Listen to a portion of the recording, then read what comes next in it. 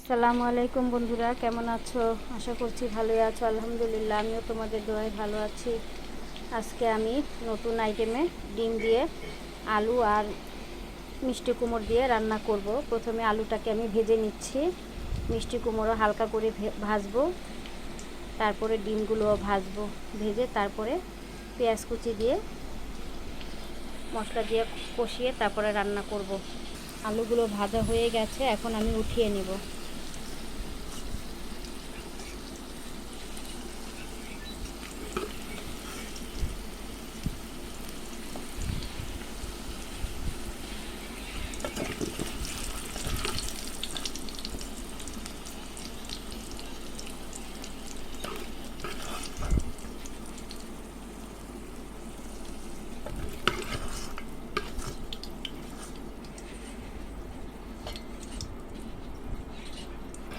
এখন আমি ডিমগুলো ভেজে নেব।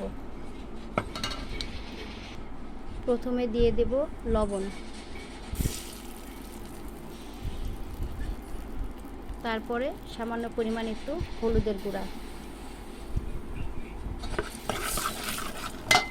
তারপরে ডিমগুলো আমি ছেড়ে দেব।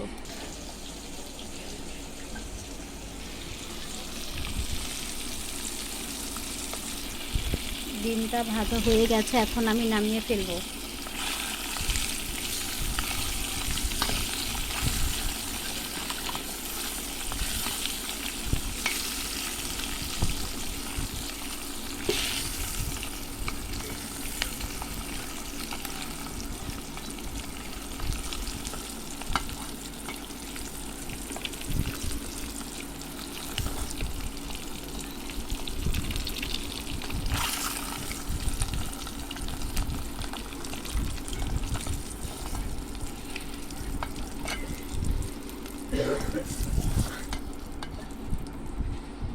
এখন আমি মিষ্টি কুমড়োগুলো ভেজে নেব।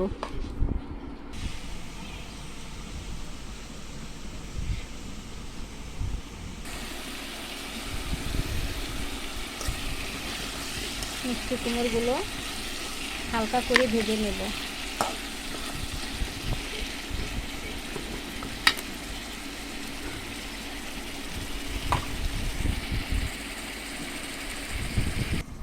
মিষ্টি কুমড়ো ভাজা হয়ে গেছে।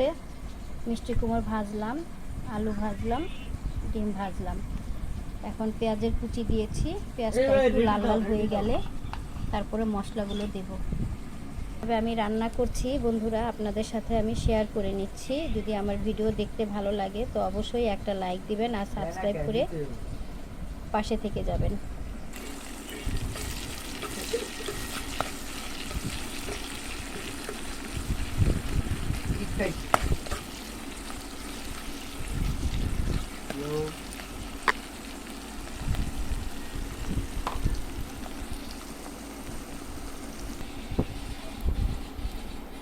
সব মশলাগুলো এখন আমি দিয়ে দিচ্ছি। আদা রসুন বাটা, হলুদ গুঁড়া, মরিচের গুঁড়া, লবণ পরিমাণ মতো।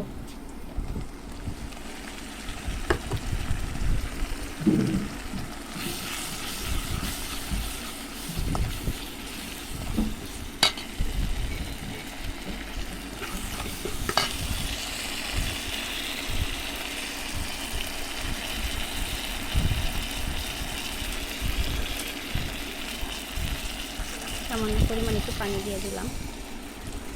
হ্যাঁ, ঠিক আছে, গরম লাগতেছে। হ্যাঁ, আমিও তো করবো গোসল, রান্না শেষ হইলে তারপর গোসলটা করে নেব।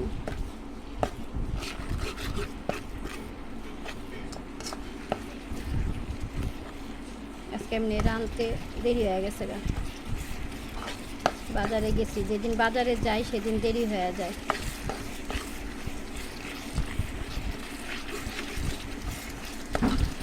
কিছু ছিল না ঘরে।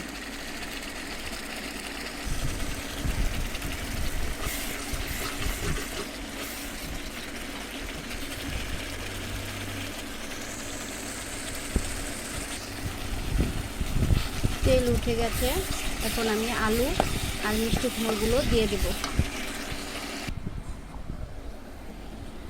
আলু আর মিষ্টি কুমড়োগুলো দিয়ে দিচ্ছি।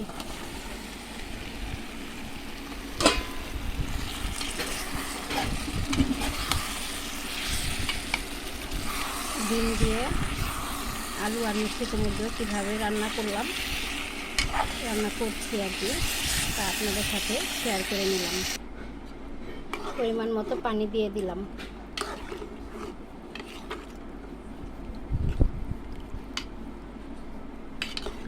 রান্নার শেষে জিরে গুঁড়া দিয়ে নামিয়ে ফেলবো।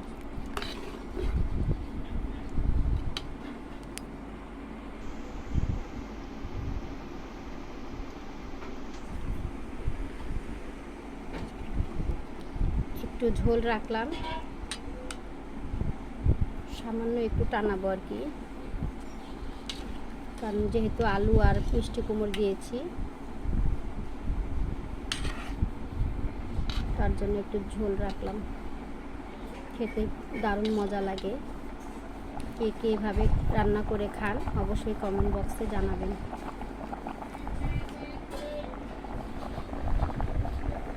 আমার রেসিপি যদি দেখতে ভালো লাগে তো অবশ্যই লাইক করে সাবস্ক্রাইব করে পাশে থেকে যাবেন, আর বেশি বেশি করে একটু শেয়ার করে দেবেন। ঠিক আছে বন্ধুরা, তো ভালো থাকবেন, সুস্থ থাকবেন, এই বলে আমি বিদায় নিচ্ছি। আল্লাহ হাফেজ, আসসালামু আলাইকুম।